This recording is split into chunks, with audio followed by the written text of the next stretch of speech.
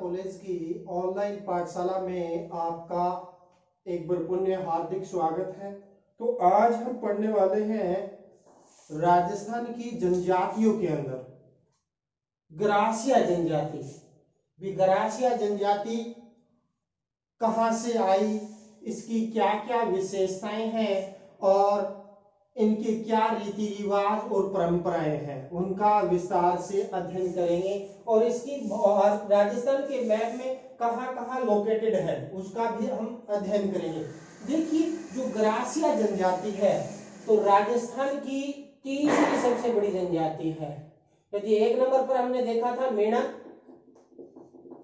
सबसे ज्यादा जनजाति मेणा की। दो नंबर पर कल हमने अध्ययन किया था भील जनजाति, और तीसरी जो जनजाति आती है गरासिया।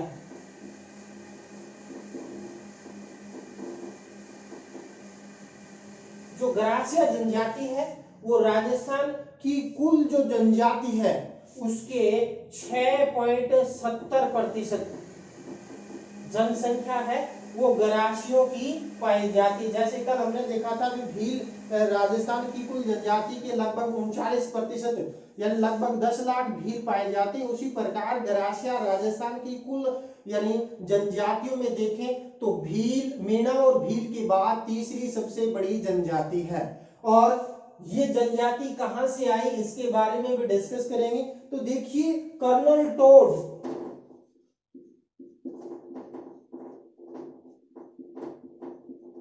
ने ग्रासिया जनजाति के लिए यानी इसकी उत्पत्ति गवाह शब्द से हुई है। गवाह शब्द से इसकी उत्पत्ति मानी है और गवास का मतलब होता है यानी सर्वेंट या नौकर। किससे हुई है? गवास शब्द की उत्पत्ति यानी सर्वेंट या नौकर के रूप में उसकी मानी है। लेकिन जो स्वयं ग्रासिया है, जो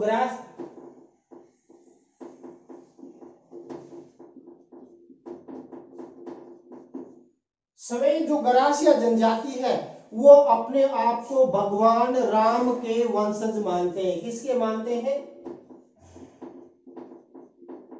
भगवान राम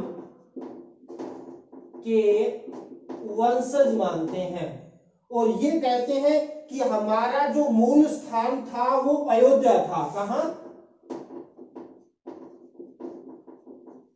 अयोध्या था, जहां श्री राम का जन्म मुख्य रूप से क्या है, तो स्वयं ग्रासिया भगवान श्री राम के वंशज मानते हैं और अयोध्या को अपना आवास स्थान मानते हैं।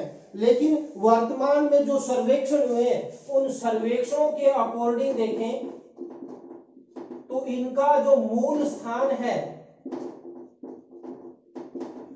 ग्रासियों की मूल स्थान की जब बात आती है तो यानी गुजरात के अंदर बड़ौदा,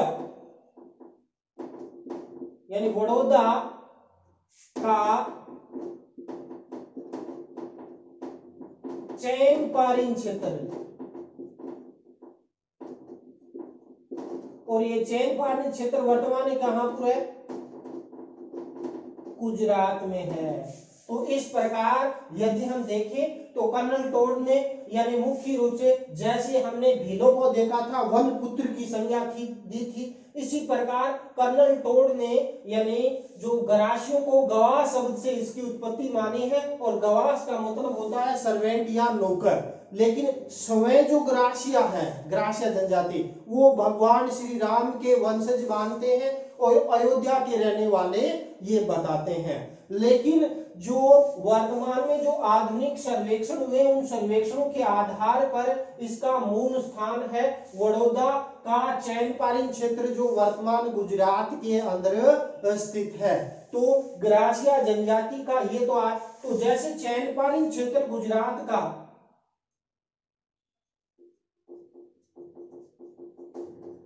तो चैनपारीन क्षेत्र से ये सिद्ध कहां आए? अपने राजस्थान के अंदर, यानी जो सिरोही, पाली और माउंट आबू के अंदर यानी आए। तो राजस्थान में ग्रासिया जनजाति का वर्तमान में कहां कहां पाई जाती है उसकी भौगोलिक स्थिति का अवलोकन करें तो यानी एक तो आ जाती है सिरोही, और सिरोही के अंदर भी पर्टिकुलर यानी तहसील पाई जाती है पेंडवाड़ा और माउंट आबू।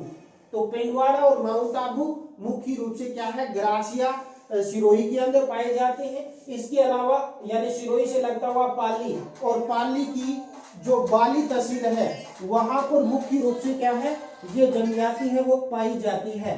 तो इस प्रकार यदि हम देखें तो दूसरा आ जाता है क्या?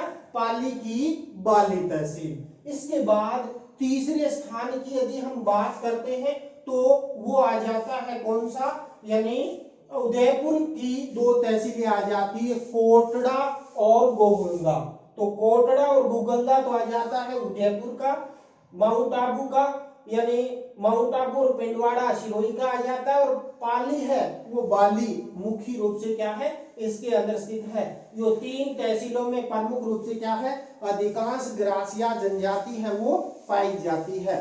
फिर हम देखते हैं कि ये ग्रासिया जनजाति के यानी जो व्यक्ति है उसका कैसा कदकाठी है उसके बारे में भी डिस्कस कर लेते हैं। तो ग्रासिया बेसिकली क्या है? यानी इनकी शारीरिक विशेषताएं देखें। शारीरिक विशेषताएं की बात हम करते हैं तो ये सांवले रंग के होते हैं, यानी सांवले रंग के होते हैं, और ये सांवले रंग के और हष्ट पुष्ट होते हैं। हष्ट पुष्ट और लंबे कद काठी के होते हैं। क्या होते हैं?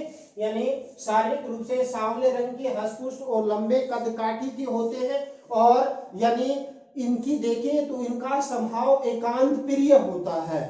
और ये यानी एकल परिवार प्रथा है वो विशेष रूप से इसके अंदर देखने को मिलती है। इनकी स्त्रियों की बात करते हैं तो स्त्रियां मुख्य रूप से आलसी प्रवृत्ति की होती है, मदमस्त यानी अपने आप में रहने वाली मदमस्त प्रवृत्ति की होती है।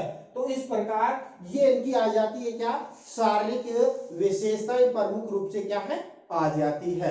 अब हम बात करते हैं भी ये ग्रासिया जनजाति है, यानी इनके अंदर देखें तो यानी इनका पवित्र स्थान आ जाता है यानी नक्की झील, और जहां पर मुख्य रूप से क्या है? ये अपने अस्थियों का विसर्जन भी प्रमुख रूप से इस क्षेत्र के अंदर करते हैं। तो जो ये ग्रासिया जनजाति है, तो इन ग्रासिया जनजाति यानी इनका आवास क्षेत्र दुर्गम पर्वतीय क्षेत्र मुख्य रूप से होते हैं, और वहां अपने यानी मिट्टी और यानी लकड़ी के खपरेल बनाकर मुख्य रूप से रहते हैं। और इनका जो घर होता है कच्ची मिट्टी और लकड़ी का होता है, उसको ये कहते हैं घेर।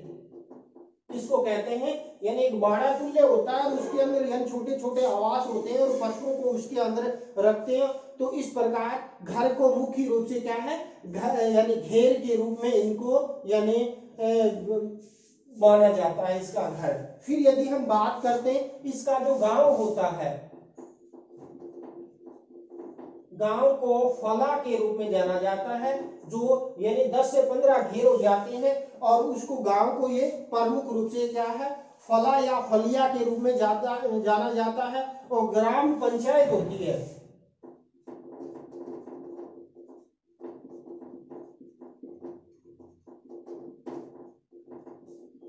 जो ग्राम पंचायत का जो मुखिया होता है उसको बेसिकली किस नाम से जाना जाता है? सहलोद के नाम से जाना जाता है। किस नाम से? सहलोद के रूप में इसको परिभाषित किया। ग्राम पंचायत का मुखिया या वर्तमान में अपने सरपंच देखे तो वहां इस सरपंच को सहलोद कहते हैं, सहरिया जनजाति। और सहरिया जनजाति के अंदर एक सहकारी संस्था होती है।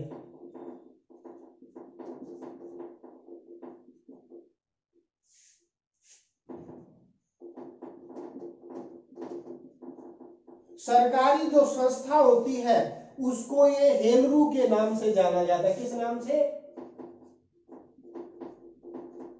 तो सरकारी जो संस्था होती है, ये कई बार पूछा भी गया कंपटीशन एग्जाम में कि ग्रासिया जनजाति की सहकारी जो संस्था है उसको किस नाम से जाना जाता है? सहलरी। ग्राम पंचायत के मुखिया को किस नाम से जाते हैं? सहलोद के रूप में जाना जाता है। घर को किस नाम से जाना जाता है? उसको घेर के रूप में मुख्य रूप से क्या है? जाना जाता है। और ये जो ग्रासिया जनजाति है इसके अंदर देखें तो इनका जो घर है, इसका रहन सहन है या गोदने गुदाने की प्रथा, इसके अंदर टेटू गुदाने की प्रथा यानी भीलों के समान पाई जाती है। और ये मुख्य रूप से क्या है? यानी भीलों के साथ रहने के कारण इनकी यदि हम बात करते हैं ये यानी इनकी दो प्रमुख जातियां हैं वो प्रमुख रूप से क्या है? पाई जाती है, जिसमें एक तो आ जाता है भील ग्रासिया और दूसरा यदि हम बात करते हैं तो यानी ग्रासिया भील के रूप में इसको परिभाषित किया जाता है। तो उनका भी हम डिस्कस करेंगे। तो उससे पूर्व हम इसकी यदि हम बात करते हैं कि ये भोजन और वस्त्र क्या है इनके, तो ग्रासिया जनजाति का भोजन एवं वस्त्र की बात कर लेते हैं। तो ग्रासिया जनजाति दुर्गम पहाड़ी क्षेत्रों के अंदर प्रमुख रूप से रहते हैं। ये स्थानांतरित कृषि यानी प्रमुख रूप से करते हैं। तो वहां मुख्य रूप से क्या है? मक्का गेहूं की कृषि प्रमुख रूप से करते हैं। इसके अलावा कुछ मात्रा में चना भी बोया जाता है। तो ये मुख्य रूप से इनका खाद्यान्न है। इसके अलावा ये मांसाहारी हैं, मांसाहारी प्रवृत्ति के मुख्य रूप से क्या है? पाए जाते हैं। तो ये प्रमुख रूप से क्या है? खरगोश है, हिरण है, मांस है, चीतल है, और यानी जो जंगल में पाए जाने वाले छोटे जीव हैं उनका भक्षण कर यानी अपना यानी गुजारा ये करते हैं। तो इसका जो यानी क्योंकि अधिकांश जो ग्रासिया 85% ग्रासिया कृषि में लगे हुए हैं और अन्य जो ढोर चराने के अंदर, अन्य कार्यों के अंदर, यानी लकड़ी काटना है या मुख्य रूप से यदि हम बात करते हैं शिकार करने का कार्य प्रमुख रूप से क्या है करते हैं। तो इस प्रकार यानी इसका भोजन तो मक्का, गेहूं, चना, और इसके अलावा यदि हम बात करते हैं इनके यानी वस्त्रों की, तो पुरुष तो धोती, पुरुष तो क्या पहनेंगे, धोती कुर्ता पहनते हैं। इसके अलावा यानी सिर पर अंगरखी बांधते हैं, अंगरखी का प्रयोग यानी करते हैं। वहीं महिलाओं की बात करते हैं तो महिलाओं में देखिए तो ये मुख्य रूप से क्या है, यानी पेटीकोट, घाघरा और लहंगा, पेटीकोट, घाघरा और लहंगा पहनती है। इसके अलावा यानी ये सोने चांदी के आभूषण भी पहनती है। इसके अलावा यानी प्रमुख रूप से क्या है, हाथी दांत और लाख की चूड़ियां पहनती है।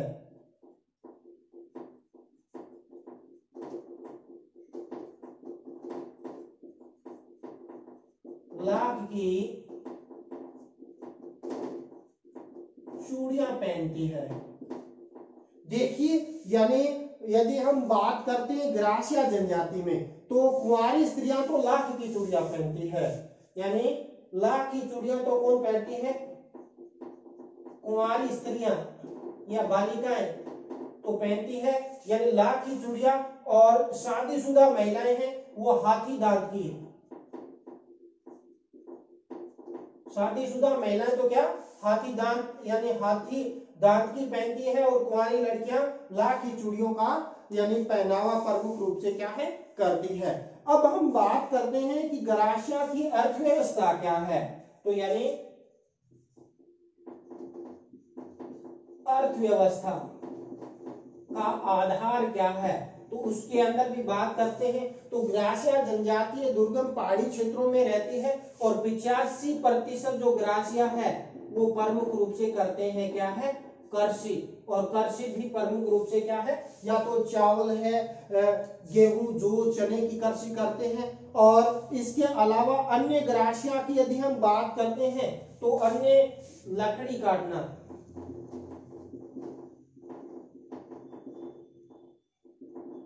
ढोर चराने, शिकार करने का कार्य करते हैं। इसके अलावा वर्तमान में इनमें ईसाई मिशनरियों का प्रभाव पड़ा है, तो इसके कारण इसमें यानी धर्म परिवर्तन की प्रवृत्ति भी देखने को मिलती है। शहरीकरण के कारण खनन कार्यों के अंदर भी लगे हुए कुछ ग्रासिया, कुछ सरकारी जॉब में भी धीरे धीरे इनका रुझान है वो पड़ा है। तो ये प्रमुख रूप से कृषि 85% करते हैं, लकड़ी काटना, ढोर चराने और शिकार करने। इसके अलावा यानी मुख्य रूप से खनन कार्य के अंदर में लगे कुछ मजदूरी कर भी प्रमुख रूप से क्या है यानी करते हैं। तो ये इनकी अर्थव्यवस्था का प्रमुख आधार आ जाता है। अब हम बात करते हैं सामाजिक प्रथा क्या है इनकी।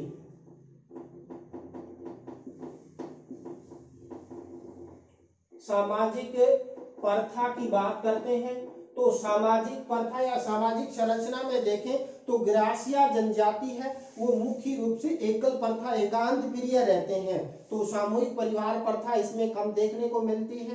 पितृ प्रधान यानी सामाजिक स्थिति इसके अंदर प्रमुख रूप से क्या है देखने को मिलती है। और ग्रासिया में बहुपत्नी प्रथा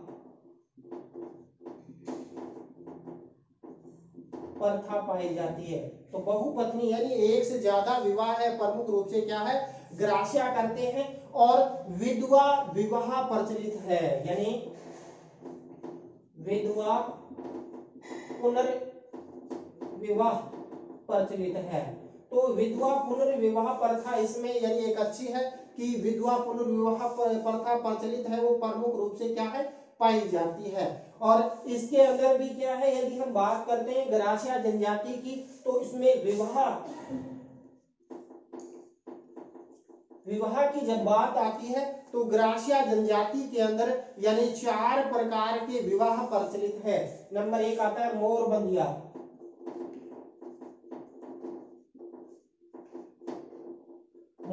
बंधिया विवाह में सिर पर यानी मोर के पंख मार बांधकर यानी फेरे किए जाते हैं मोर बंधिया विवाह के अंदर। इसके अलावा यानी पहरावना, तो पहरावना विवाह के अंदर यानी नाम मात्र के फेरे इसके अंदर होते हैं। इसके अलावा तीसरा विवाह आता है तानना, तानना विवाह। तो तानना विवाह के अंदर क्या है, वर पक्ष द्वारा वधु पक्ष को मूल्य देना पड़ता है, जिसको कहा जाता है दापा।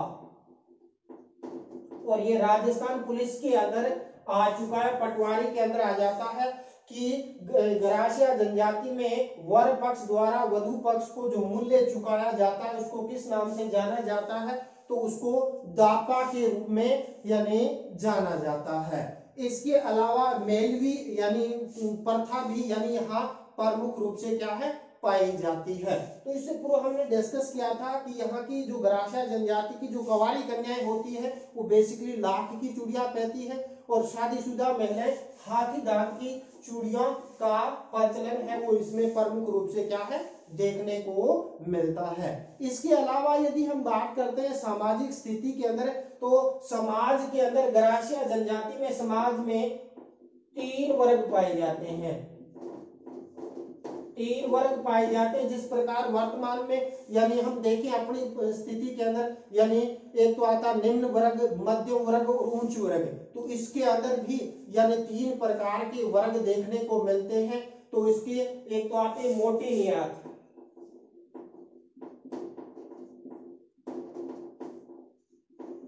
तो मोटी नियात से नाम से शब्द होता है, मोटा माने यानी जो उच्च वर्ग होता है, धन संपन्न वर्ग होता है, उसको मोटी नियात के रूप में नाम से जाना जाता है। इसके अलावा यानी नेकी नियात, नंबर 2 क्या होता है, नेकी नियात। और तीसरा यदि हम बात करते हैं तो निचली नियात।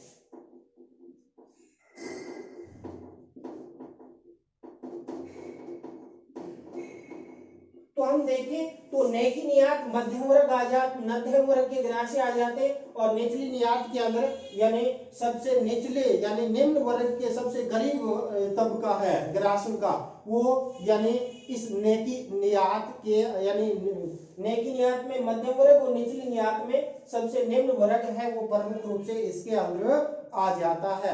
तो ये तो बेसिकली आ जाता है ग्रासियों के अंदर यानी सामाजिक प्रथा के अंदर विधवा विवाह प्रचलित है, बहुपत्नी प्रथा प्रमुख रूप से ग्रासियों में देखने को मिलती है। और ग्रासियों के अंदर देखें तो यानी 3 वर्ग आ जाते हैं, मोटी नियात यानी उच्च वर्ग, नेकी नियात यानी मध्यम वर्ग, निचली नियात यानी सबसे छोटी वर्ग इसके अंदर प्रमुख रूप से क्या है आ जाते हैं। इसके अलावा यानी यहाँ विवाह प्रथा भी पाई जाती है जिसमें मोर बंदिया के अंदर मोर के पंखों को बांधकर फेरे प्रथा प्रचलित है, पहरावना के अंदर नाम मात्र के फेरे होते हैं और तानना के अंदर यानी पंचायत के अंदर यानी वर पक्ष द्वारा वधु के मूल्य दिया जाता है जिसको दापा के नाम से भी यानी जाना जाता है। जो ये यानी ग्रासिया जनजाति का जो विवाह है वो मुख्य रूप से क्या है यानी नक्की झील पर यानी इनका मेला लगता है। कहाँ? नक्की झील कहां पूरा ये माउंट आबू में। तो माउंट आबू में नक्की झील पर मेले के अवसर पर ये अपने यानी वर वधु के को मुख्य रूप से क्या है चुनने का कार्य करते हैं। तो इस प्रकार ग्रासिया जनजाति के अंदर यानी प्रमुख रूप से हम रीति रिवाज की जब बात आती है तो रीति रिवाज के अंदर देखें तो ग्रासिया जनजाति शिव की पूजा भी प्रमुख रूप से करते हैं। इसके अलावा यानी ये दुर्गा पूजा के उपासक भी प्रमुख रूप से क्या है तो यानी शिव की पूजा करते हैं, इसके अलावा दुर्गा की पूजा करते हैं और भैरू बाबा की पूजा प्रमुख रूप से क्या है करते हैं। तो इस जनजाति के अंदर यदि हम बात करते हैं तो मुख्य रूप से क्या है अंधविश्वास इनमें भी पाया जाता है और ये पवित्र यानी सफेद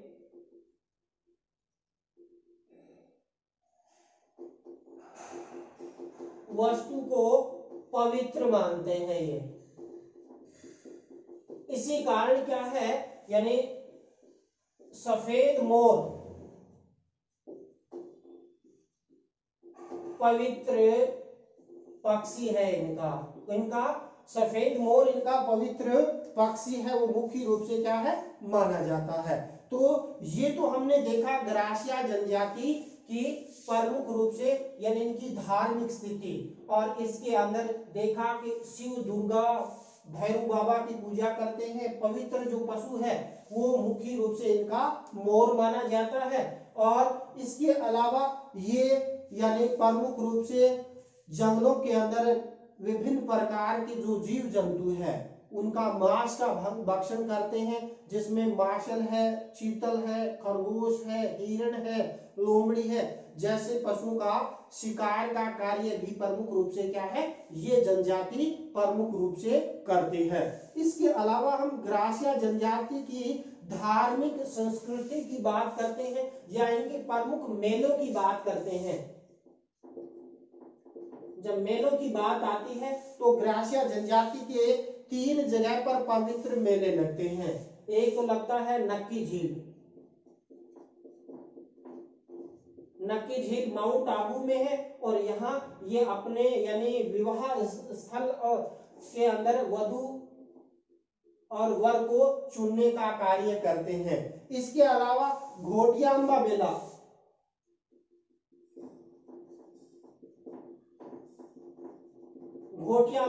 है वो बांसवाड़ा के अंदर लगता है।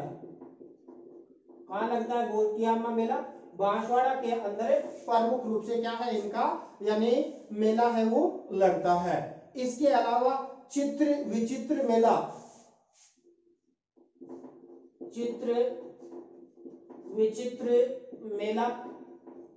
लगता है उदयपुर के अंदर। तो इस प्रकार ग्रासिया जनजाति में 3 मेले हैं। एक तो आता है नक्की झील जो माउंट आबू के अंदर स्थित है, वहां इनका बड़ा मेला लगता है। वहां ये यानी अपने जैसे हरिद्वार है उस तरीके से ये अपने आप को पवित्र मानते हैं, अस्थियों का विसर्जन भी होता है और विभिन्न प्रकार के वहां पर नृत्य होते हैं। दूसरा घोटियांबा का मेला जो बांसवाड़ा के अंदर लगता है। इसके अलावा चित्र विचित्र मेला है वो उदयपुर के अंदर प्रमुख रूप से क्या है लगता है। तो ये तो आ जाते हैं ग्रासिया जनजाति के प्रमुख मेले। अब हम बात करते हैं ग्रासिया जो जनजाति है उसके अंदर प्रमुख रूप से कौन कौन से नृत्य किए जाते हैं। तो नृत्य की थोड़ी सी बात कर लेते हैं कि ग्रासिया जनजाति प्रमुख रूप से कौन कौन से नृत्य हैं वो इनमें प्रचलित है।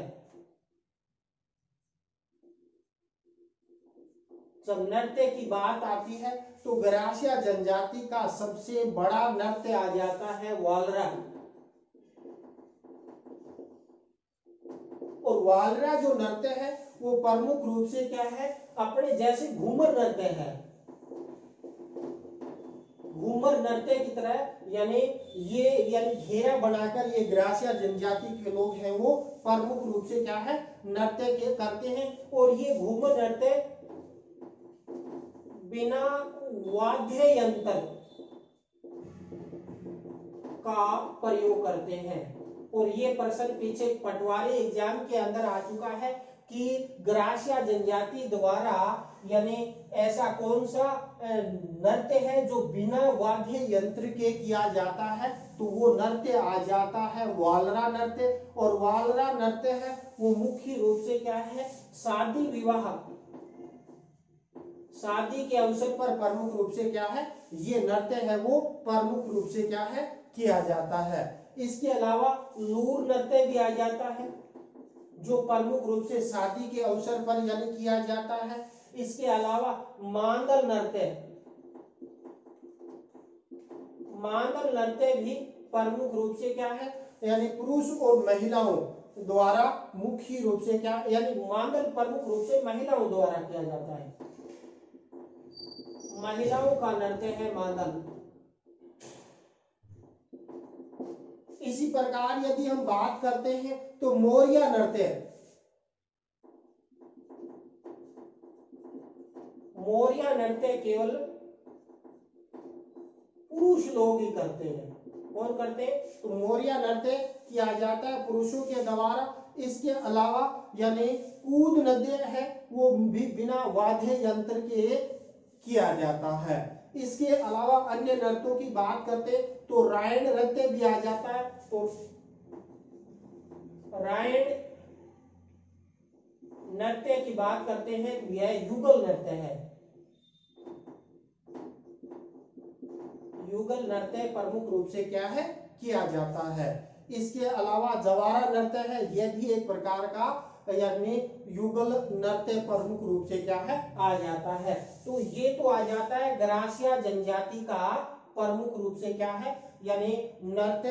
अब हम जो अपना टॉपिक है नेक्स्ट टॉपिक, उसके अंदर इनकी धार्मिक संस्कृति के बारे में अध्ययन करेंगे। इसके अलावा इसके अंदर प्रमुख जो कंपटीशन में आने वाले जो प्रश्न हैं उन प्रश्नों के बारे में भी थोड़ा सा डिस्कस कर लेते हैं। चलो यानी हम बात करते हैं धार्मिक, इनका धार्मिक संस्कृति कैसी है। तो धार्मिक संस्कृति की जब बात आती है ग्रासिया की, तो ग्रासिया जनजाति के अंदर मृत्यु भोज प्रथा पाई जाती है और मृत्यु के 12वें दिन ये अपने यानी बॉडी का अंतिम संस्कार करते हैं और 12वें दिन विभिन्न क्रियाकलाप इसके अंदर चलते हैं। तो ये यानी इनमें एक विचित्र प्रवृत्ति पाई जाती है कि मृत्यु के 12 दिन बाद अंतिम संस्कार करते हैं और इसमें 12 दिन कई प्रकार की यानी धार्मिक क्रियाएं इसके अंदर की जाती है और 13वें दिन मृत्यु भोज भी प्रमुख रूप से इसमें दिया जाता है। फिर बात करते हैं यानी मृतक के बाद यानी 12वें दिन मृत्यु का अंतिम संस्कार करते हैं। तो अंतिम संस्कार के जगह पर ये क्या है यानी मृतक स्मारक बनाते हैं, मृतक स्मारक बनाते हैं जहां पर यानी ये अंतिम संस्कार करते हैं। तो वहां पर एक चबूतरा बनाते हैं और चबूतरे को हुर्रे के नाम से जाना जाता है। किस नाम से? हुर्रे के नाम से जाना जाता है। और ये यानी पीछे राजस्थान पुलिस में पूछा भी गया था कि ग्रासिया जनजाति के अंदर यानी मृत्यु के बाद यानी जो स्मारक बनाया जाता है, चबूतरा बनाया जाता है, उसको बेसिकली किस नाम से जाना जाता है? तो उसको हुर्रे के नाम से प्रमुख रूप से क्या है जाना जाता है। इसके अलावा सबसे बड़ा मेला है वो श्यावा मेला सिरोही के अंदर लगता है। यानी ग्रासिया जनजाति का जो माउंट आबू के अंदर है श्यावा नामक स्थान पर है यानी सबसे बड़े मेले का आयोजन इसके अंदर किया जाता है। और मेले पर ये क्या है यानी जीवन साथी का चुनाव कर यानी यहाँ करते हैं। इसके अलावा मुख्य त्योहारों की बात करते हैं तो मुख्य त्योहार आ जाता है होली और गणगौर, ग्रासिया जनजाति का प्रमुख त्योहार आ जाता है। इसके अलावा हमने नृत्य की बात कर दी, भी मालरा है, गरबा है, गौरी है और यानी ये जो प्रमुख यानी अपने रायण नृत्य है, मोरबंदिया नृत्य है, मांडल नृत्य है, लूर नृत्य, ये प्रमुख नृत्य आते हैं। मुख्य देवता के बारे में हमने कर लिया कि ये शिव, भैरव और दुर्गा के उपासक हैं वो माने जाते हैं। इसके अलावा कुछ कंपटीशन की दृष्टि से हम देख लेते हैं, कुछ यानी शब्दावली है, टर्म्स है उनका यानी हम प्रयोग बेसिकली एग्जाम में पूछा जाता है। जैसे घेर क्या है यानी ग्रासियों के जो घर हैं उसको बेसिकली घेर के रूप में परिभाषित किया जाता है। सहलोद क्या है? तो ग्राम पंचायत का मुखिया होता है यानी उसको सहलोद के रूप में जाना जाता है। इसके अलावा मांड क्या है? तो मांड की यदि हम बात करते हैं तो अतिथि गृह होता है, अतिथि गृह गेस्ट हाउस के रूप में उपयोग करते हैं ये मांड का। इसके अलावा सायरा क्या है, ओसरा, ओसरा की जब बात आती है तो ये एक प्रकार का बरामदा होता है ओसरा। ओसरा बेसिकली किसका प्रयोग करते हैं, यानी बरामदे का प्रयोग करते हैं। इस प्रकार हमने देखा हुर्रे, जब हुर्रे की बात करते हैं, हुर्रे की जब बात आती है तो यानी मैंने बता दिया कि मृतक के समय यानी अंतिम संस्कार के बाद वहां पर जो चबूतरा बनाते हैं उसको हुर्रे के नाम से जाना जाता है। इसके अलावा यानी झुमकी क्या है, झुमकी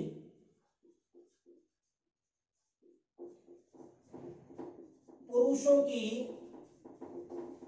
कमीज को बेसिकली झुमकी के रूप में जाना जाता है। इसके अलावा हंसली या पतला जो गले में पहनने वाली जो हंसली है। इसके अलावा यानी मोर क्या है, ग्रासियों का पवित्र पशु है, मोर ग्रासियों का पवित्र पक्षी है मोर। और सफेद जो चीज होती है चाहे वो सफेद खरगोश हो उसको बड़ा पवित्र मानते हैं।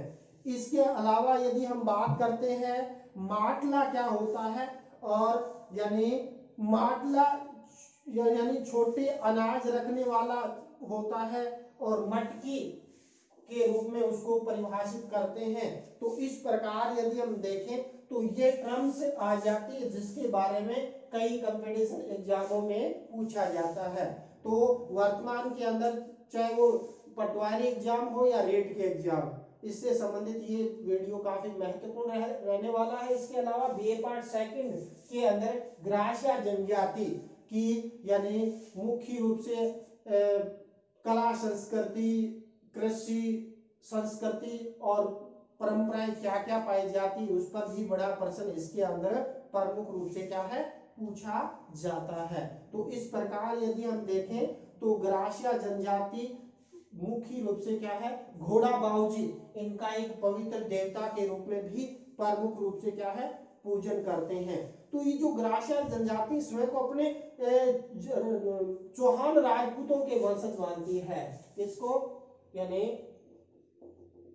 चौहान राजपूतों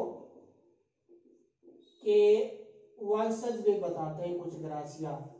इसी कारण जो ग्रासिया जनजाति है उसके आगे आपको यानी Parmar gratia, Solanki gratia, Gehlot gratia के रूप में मुख्य रूप से क्या है इनको परिभाषित है वो किया जाता है। यदि हम ग्रासिया जनजाति के अंदर बात करते हैं तो ग्रासिया के दो उपवर्ग में, यानी ग्रासिया के यदि हम बात करते हैं तो ग्रासिया में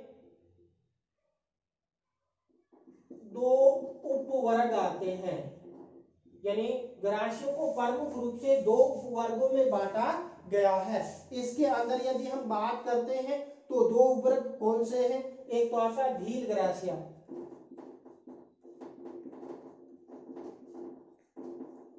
कौन सा आ जाता है, यानी एक नंबर पर तो आ जाता है भील ग्रासिया और दूसरे नंबर पर आ जाता है गमेती ग्रासिया।